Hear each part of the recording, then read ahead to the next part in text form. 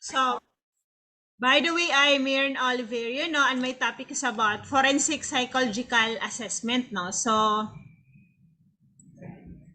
in forensic, no, there's an objective, no, definition, concept, and psychological assessment, and these seven, subtopics, no. So anyway, I will not read that one by one, and I will explain anyway. That's the objectives, no. And definition and concept, no. Forensic is a Latin word means a forum in English, no? So according to ABPP or the American Board Professional Psychology, no, defines that forensic is the field in the written material as the application of the science, no, and professional in law, no, relating to psychology and the legal system. So in short, forensic psychology represent the intersection between law and psychology. Psychology are expected to render expert opinion for need for a legal determination, no? So, yun. So, the major role of the difference, no? The major role of the clinical psychologist and forensic psychologist, no? So, the clinical settings is more on like help to the client personal growth and support, no? Whereas the psychologist, no, and the forensic psychologist is that they are deliberating, no, this one, no, in different ways. So forensic psychologists are charged using the result of their assessment, no, to help or educate the court without the regard to the potential benefit of the examiner, no. So the the information that you get from the examinee is a one of helpful, no, to those who are in court, especially to the judge who make the verdict of the case, no. So that's the difference between of the two.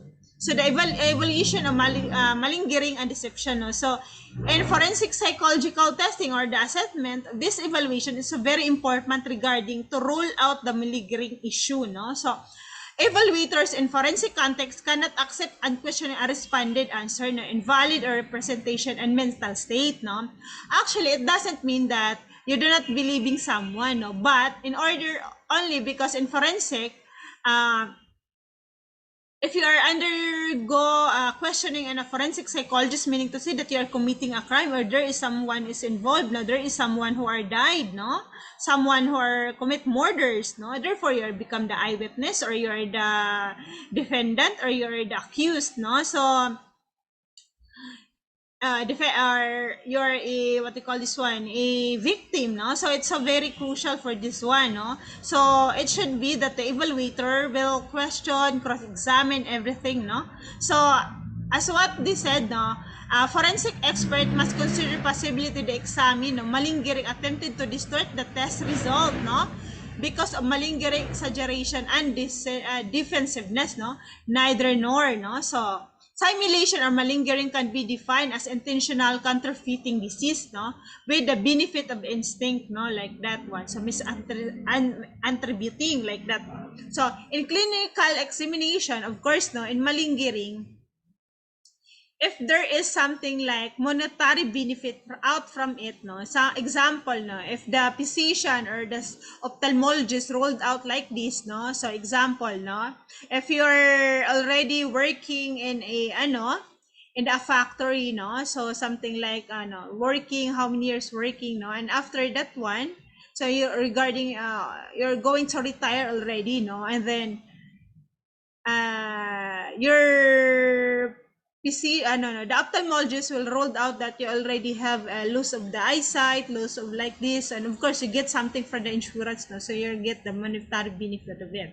So when the clinician will suspect, is it because the simulation is probably that there's something, na there is an advantage that will get from the, from the examinee.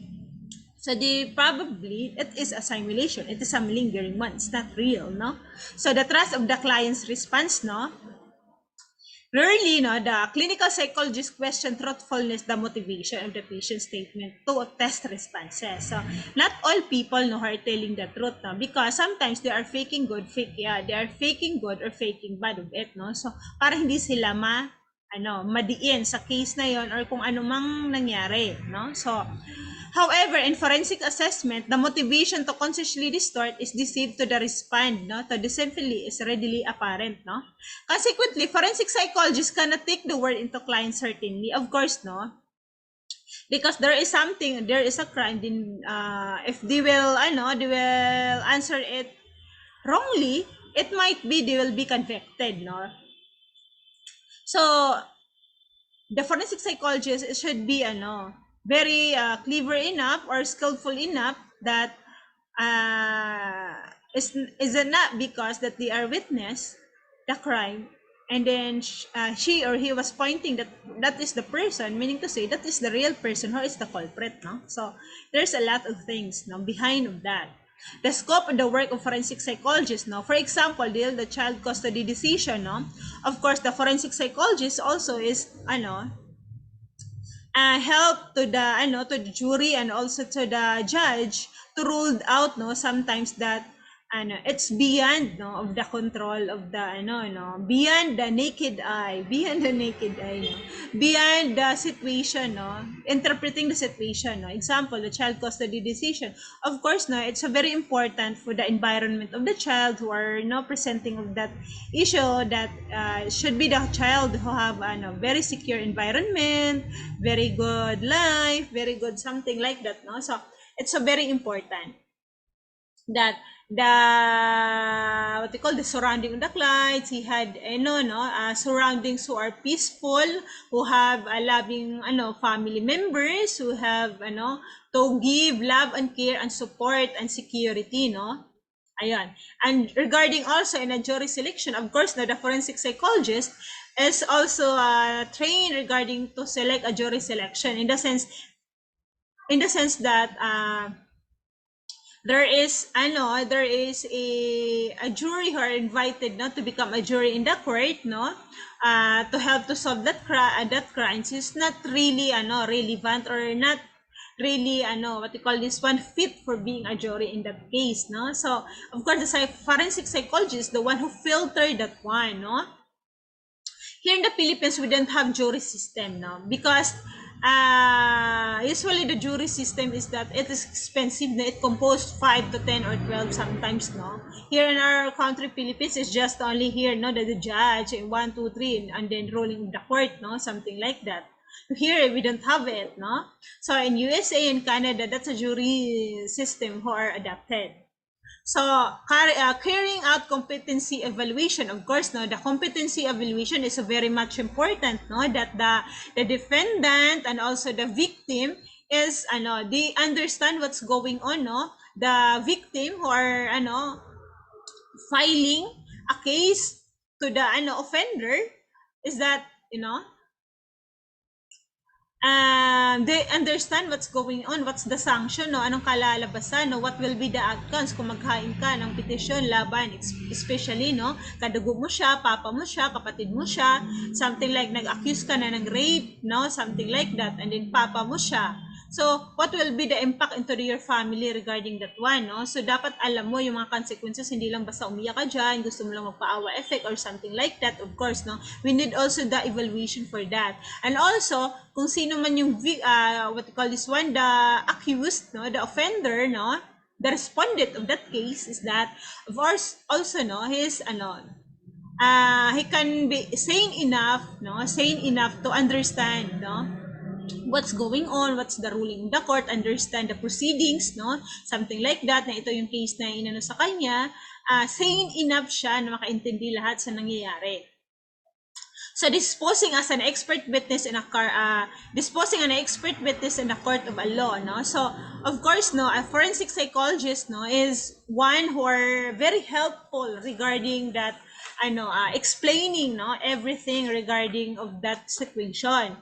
Because sometimes that testify cases during in order to assist the judge, no, are a jury in reaching the decision. The expert witness clarify, explain, and provide opinion in a complex matters, no, that the average person would not typically understand, no. So it seems like that's the role of the forensic psychologist, no. They will explain into the deeper manner And also number 5, advise and help the police department personnel provision officer to increase their understanding of human behavior and problem. Of course, as what I said later a while ago is that the forensic psychologist, forensic psychology is dealing the law and the psychology, Of course, it will the forensic psychologist is so very important here, Is it because to explain both the law, the criminality, and also the behavior behind of that, why they are triggered to do that one, why they are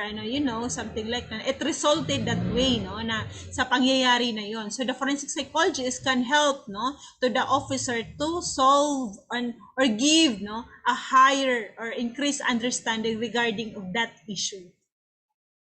So there are two components of forensic psychology, the applied and the academic. So applied forensic is one is the police psychology, the recruitment and job stress. Of course, and police and recruitment in the police, it's also very important, Of course, they undergo neuro testing, Of course, you need to rule out that this police is mentally fit, sane, to hold the gun, to hold the grenades, to maintain the peace and order of the citizen in that particular city or in all country Philippines, like that.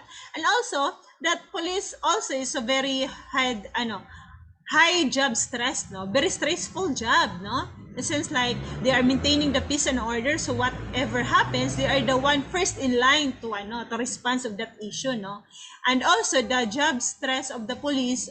Example, there is a rally, and a rally, there is someone who are making nag-amok na dyan, something like that, and it caused the citizen in danger, something like that. So there's nothing to do than to shoot that someone, to protect for a further, to mitigate the situation, So something like that. So it's a very crucial, work ng police, Investigative psychology, of course, In investigative psychology, it's so very important the application of psychology in criminal investigation. So IP looks how best to retrieve information. And IP focuses on 3 overall present investigation that can be improved to the psychological study. First is that retrieving information from the crime scene for the purpose to the analysis and the research, and making decision during criminal investigation. So like what happened here in the Philippines, we have the SOCO na do not across, is it because there's something that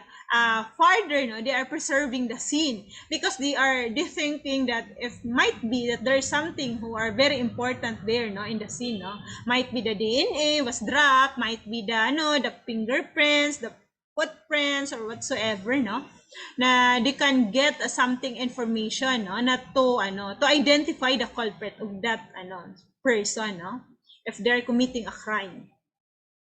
So that's one, So in criminal profiling also, of course, criminal profiling is a very important, Like what happened to Jeffrey Dahmer, You know that Jeffrey Dahmer, It's necrophilia, and also, it's a lot of things that he was committing a crime, killing a 15 or 17 male, and then he was having sex with the dead body, he killed the person, later on they having sex with it, he was making fun of it, So it's a very important the criminal profiling, the behavior characteristic of the offender based upon the analysis of the crime committed, Bakit nangyari? Bakit gusto niyang makipag-sex regarding doon sa mga patay na, Like that one. Kasi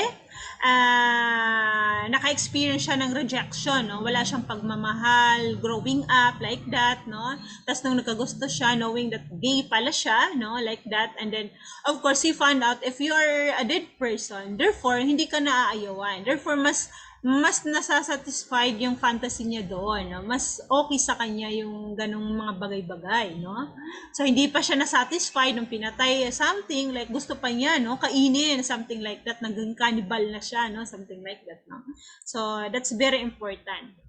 So polygraph examination to verify the veracity of the statement. Of course, and polygraph test is a lie detecting device, it ascertain no to individual honesty, no, like the heart rate, the blood pressure, the respiration, and the skin response are three indicators to measure in a test to assess no for the honest or deceitful behavior, no. So yeah, that is a very also one of most important, no. But of course, no, this is the polygraph test or polygraph examination. Sometimes no, it was not applicable with the psychopath. Knowing that the psychopath were, lack of empathy, lack of remorse, the something part of the brain is affecting, like the amygdala, no? It's responsible to regulate our emotions, no? Ayan, no? So, something like, it's flat affect lang, wala lang, basta pinatay lang nila, and later on, nag-attend pa, later on, alam mo yun, it's something like, wala lang, walang nangyayari sa kanila, hindi sila nakaramdam, something like that, no?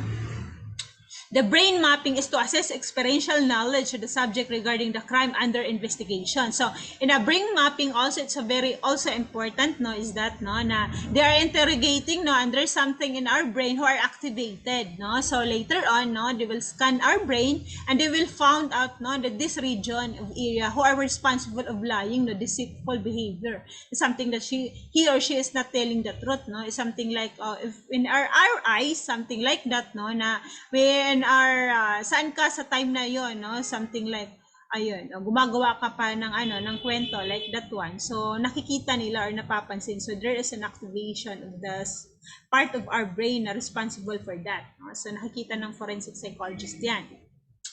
And also, narco-analysis to unveil the subconscious mind of the subject in case there are not available to recall the fact of the crime under investigation. No? Kung nangyari, what we call this one, no? She was pretending herself na selective amnesia, no? Hindi niya natatandaan, like this, like that. So ngayon, they will put something as serum, no, truth serum, or what we call that, pentothal, what we call this one? Sodium pentothal, I think that's the right word. Sodium pentothal or a throat serum, no, that in this state, no, it makes, if you receive that injection, it make you in a state of, a hypnotic state, no, that whatever the question, you just only answer it truthfully. But the downside for this is that, no, is that because, no, especially the investigator or the forensic psychologist was, they are, biased, something like that. They cannot get, no, very meaningful regarding this one, because in this state, no, you are highly suggestible for this one. So parang gusto mo makuha yung, alam mo yun, gusto mo talagang makakuha ng information, sometimes that you get the fake, false positive, no, something like that, no, kasi hindi na nga siya purely. Pero ang kagandahan is that, if you are trying to distort, to mislead, no, or trying to what you call this one, you don't like to disclose something information, and no, you have incapable for this, no, you're incapable for lying for this one. So interview and cognitive interview, of course, no, in interview and cognitive interview is very much important, especially, no, that there is a crime, no, committed of this person, and you are the one or the suspect, or you are the eyewitness, no, during the cross examination. So you said that you saw a person, no, in your two eyes, no, you saw that person who are committing of that crime. Now in in a cognitive interviews, that yung araw ba yun, nare-recall mo ba, maulan ba siya, may nakita ka bang ganito, may bata bang katabi siya, or ganito, ganyan, no? So parang inaano niya, no, not just only na nakita mong pinatay, but of course the event na nangyayari, birthday ba niya, anong party na yon, may music ba na andon, may background bang ganito, anong nakita mo sa paligid niya, may ganito bang nakalagay, something like that, no. So they are testing you, no, they're doing the cross examination. Of course, the psychological assessment is also very much important, especially establishing, no, that if you're the eyewitness, if you're the victim, and if you are also the offender, no, is something like that. So using the different kind of the tools, no? So yun, the instrument, no? Clinical psychology, the assessment, the prediction, the presence of the psychology, no? So it's so very much important regarding this one in the sense that who are those recidivism, yung parang repeat offenders, no? Like example, yung mga bata, yung mga stature to ng mga bata na to, and then nahuli sila, no? So hindi pa sila sa in the right age, therefore papakawalan sila. And next, after how many weeks, how many months, ayun na naman sila, no? And also, there's also yung mga drug users, no? Something like that, nakitaan, nag-drug pusher, something like that. After 5 to 10 years, ayan na naman, bumalik na naman, di ba? Sinasabi. So ngayon, it should be the treatment, the parole, and the release. It should be, need to be, need to be, what you call this one, you need to profile, no, the patient for this one, no, who are candidate for parole, that release, no, that it is really, this person is really changed, no, or something, no, na may nagbago talaga sa buhay niya, or something like that one, no, na may tendency ba na baka babalik lang din naman, no, or makaharm pa, lalong makaharm sa society, kasi yung during sa time ng maghihiganti pa siya, so something like that, no. So academic forensic psychology includes the following: the biological psychology, no, inheritance of criminality, no. So stay there that regarding the biological criminogenic, no, the criminogenic, it means that it is inherited from parents to offspring, no, thus leading to offspring taking up offending. Kung ano daw yung ama, criminal yung ama, edi yung din daw yung anak. So but in a psychological explanation for that is that, no, based on a personality trait that encounters problem during the childhood can contribute delinquency during adolescence and criminality, no. So ibig sabihin nun, during sa times na tawag nito, yung ama niya is nag-commit ng crime na yun, so alcoholism, so what will do, no, alcoholic yung ama, at then ng rape, no, something like that, na nag-commit pa ng murder, pinatay niya yung rape niya, at then repeated, no, hindi agad nahuli, something like that. Syempre nakita ng bata, at the same time, yung yung ama na yun who are beating the wife, no, something like that, nakita ng bata yun, no, growing up, wala siyang peace of mind, growing up, siya, exploited siya, na-abuse siya, something like that. So ano yung epekto nung ng bata, no, yung psychological ng bata na yun. So it seems like kung sino mang nabully sa kanya, ganito, ganyan ang ginawa niya until na natuloy niya, napatay niya, something like that, no. So may mga triggering factors, something like that. So, in developmental psychology, aggregation and delinquency, ayun na nga, no? So, it can cause aggregation sa bata na naka-experience during childhood na nabubuli siya, yung surroundings niya, no, hindi maganda, may mga bad influence, no? Something like that. So, cognitive psychology, no, the eyewitness testimony, when you are interviewing, no? So, it is a method of interview, no? The eyewitness of the victim, no, about that remember from a crime scene using the retrieval of primary, no. So to make eyewitness the victim situation aware of events transpired. So it should be that of course, no, that the eyewitness should be aware also kung ano ba ang nangyayari, no. So something like may binaril, therefore nakita, no, na nung binaril namatay, something like that. So syempre may nag-commit ng crime, no, something like that, and ikaw yung witness na yun. Tapos sinabi mo na yes, nakita ko siya, no, nakita ko siya na siya lang naman ang lumabas doon, no, na crime na yun, tapos namatay ito si ganito. Ngayon syempre tatanungin ka, no, na during sa interview nga ikaw cross-examine na are you sure, no, na ikaw ba talaga is nakita mo yung binaril ba siya is andun ka or something, or nakita mo lang na lumabas. So half truth lang nakita mo, hindi talaga yung pero possible talaga na talagang siya, kasi talagang siya lang naman ang andun, siya lang naman sa time na yun, walang ibang tao. Ngayon tinitingnan, no, there's a lot of what we call this one, maybe there is a CCTV footage, no, na talagang nag-support sa ganun, no. Anyway, social psychology, juris media, and the influence, no.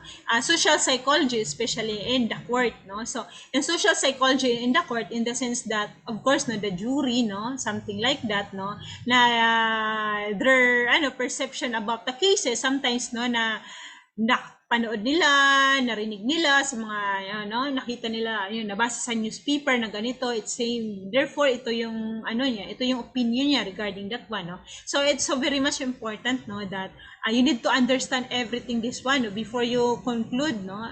The forensic psychologist is, of course, they need to be skillful enough, no, very careful to, something like to think critically regarding of the situation, no, pagtagpi-tagpi niya sa mga pangyayari, something like that, no, because there's a lot, no, media influences, no, sa iniisip natin, magkakaroon tayo nito ng hindsight bias and overconfidence, like that, no, a corollary correlation, no.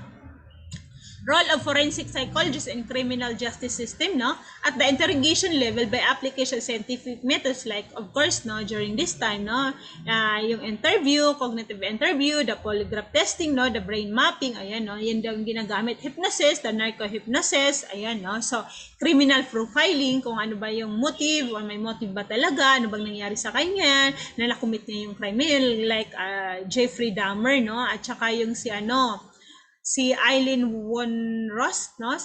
Yung na yon, babae na yon, no? Eileen Wuornos is the one who are, killing 7 men, no? So man-hater siya, like that, no? So may nangyari sa kanya. Hindi siya naalagaan ng ina niya, iniwan siya, na-rape yung nanay niya, inabandon siya, yung tatay naman niya, is that, no, napatay, something like that, no, kasi nga ng rape, tapos later on, napatay din. Kaya, ayun. So, something like na neglect siya, no, and then, nandun siya sa nanay at tatay niya, ang nangyari sa kanya is that, lola. Doon siya sa lola niya. Tapos yung lola niya is napaka-alcoholism.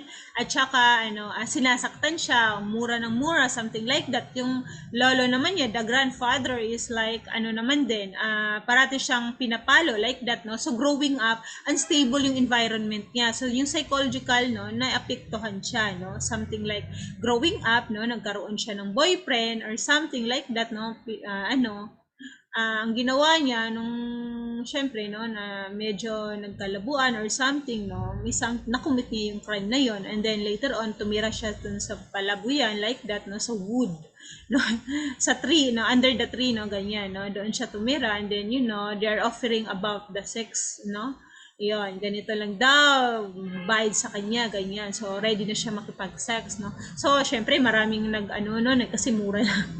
Something like that. And then later on, no, pinatay niya na hanggang umabot talaga siya ng 7. And then, now, someone was questioning the investigator. So, sabi niya doon is that, I don't understand na bakit sinasabi niyo na I committing a tremendous crime, in a gruesome way, no? Parang, I just only shot the person in the head, and then I left, no, something like that. Why you are telling me na it's a tremendous crime? Like, did I cut the penis? Did I cut the the eyes? Did I take at the eyes, no?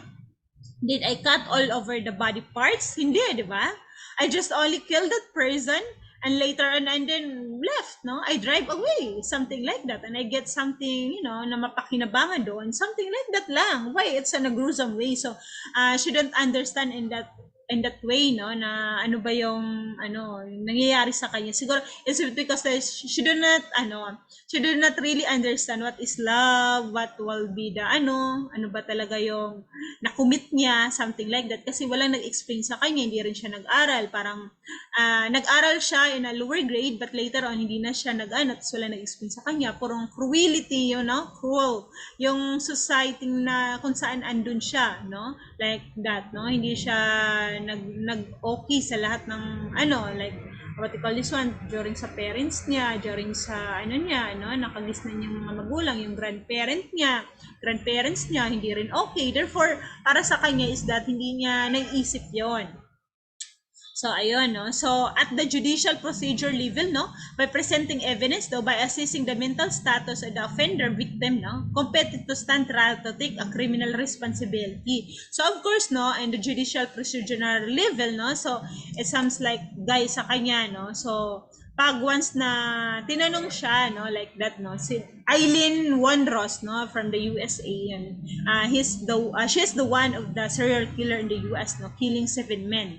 Ayan, no, man-hater, like that, no. So, ayun, parang tinanong siya, no, na are you aware if you're saying right now that you're admitting that crime, you shot that person and then until they become dead and they're seven, like that, are you aware the consequences? Sabi niya, yes. And later on that, dinideny na niya, no? So, later on, sinasabi niya, no, because you're already admitting and you're denying. And then, sometimes, no, you already have this kind of verdict, no? There is already a verdict for you that you're guilty for this crime like this and how many years like that. No, tapos sabi na lang niya later on, okay, if you want me to, if you want to kill me daw, okay, where is the, that chair, electric chair, I will go there to end this everything, no, like that, no? And they hire a lawyer, no, to put him into the, electric chair, no? That's why the lawyer was questioned, no, that is it okay with you that, what will be the impact with you regarding of this case, no, na someone are getting hired from you in order for her to be put in the electric chair. So parang, yun naman yung will ng client, no? Anong magagawa mo? Something like that, no? Ayun, so may mga pangyayari din na ganyan, no? Kakaiba siya, no? Pero in-explain na yun sa side. Anyway, I will not tell that everything, no? Panoorin nyo na lang. So, psychological assessment and evaluation, no? And psychological assessment as a gathering integration data, no? So, as what we understand regarding the psychological assessment, no? It's a very important, no? Because we are using the rating skills, no? There is behavioral assessment like that, no? So, it's a very important for that one, no? So, also, it helps for the eyewitness, it helps for the victim, it helps also for the culprit that, na tawag nito, regarding if they are doing, the forensic psychologist is doing the profiling, no? So, psychological test, the standard test, no? The MPPI-2, the Minnesota multi-basic, no? So, inventory. So, it's so very important also because, no? It is an items, no? It is a true or false self-report measures, no? Of a person's psychological state, no? It has a 9 validity scale to lie scales, no? Assessing for lying and defensiveness, no? Faking good and faking bad, and among others, no? So it helps, no? And also the Wechsler intelligence or memory test, no? Something like that. So the type of the test useful forensic assessment and evaluation, no? So now there is a lot of tests that you can use, no? Structured interviews, no? Rating skills, no?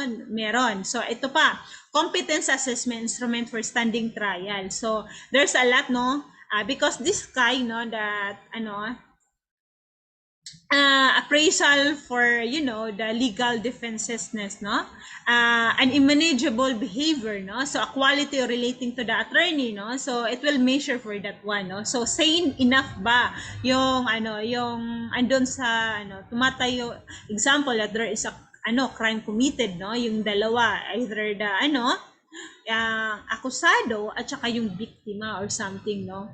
Or patay na yung biktima, and then ito bang nag-culprit ng case na to, nag-commit ng crime na to, is that sane enough ba siya, no, na to understand what's going on and to stand in the proceeding of the court, no, the ruling of the court, ganito ang sinasabi ng mga attorney, ganito ang sabi ng mga judge, and so on and so forth, no. So the psychopathy checklist revised, or the PCLR, no, the PCLR is that, no, psychopathy but is used limited to forensic psychologists, no, and another forensic mental health practitioner. The results should be considered collaboration, no?